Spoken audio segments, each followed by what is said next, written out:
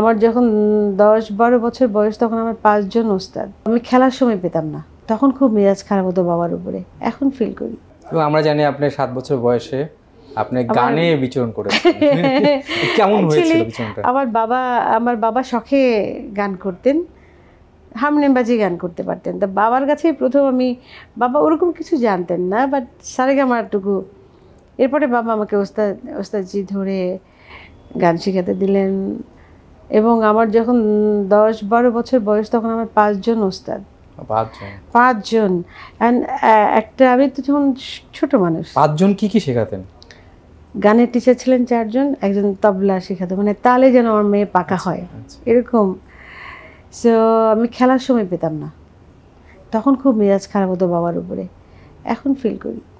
বাবা তো ব্যবসায়ী ছিলেন, কিন্তু আপনি সঙ্গীতের মান হিসেবে আপনাকে গড়ে তোলা এই বিষয়টা কিন্তু অনেকে যারা এই পর্যায়ে থাকে। যেহেতু বাবা টুকটাক শখ, বাবার শখ ছিল বাবার গান গাওয়া।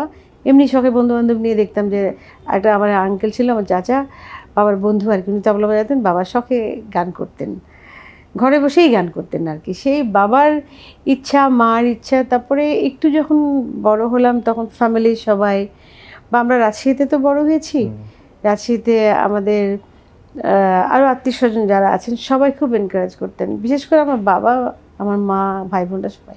আপনার ভাই বোন যেহেতু রয়েছে, আপনাকে নিয়ে স্বপ্নটা দেখতেন যে আপনি শিল্পী হবেন, নাকি অন্য ভাই বোনদের? না, অন্য ভাই বোনদের থেকে আমি একটু বেশ ছোট, তাদের অনেক ছোটোবেলায় বিয়ে হয়ে গেছে। তা আমি যখন গান শিখি অন্য ভাই বোন কেউ শিখে নাই, আমি শিখেছি আর কি।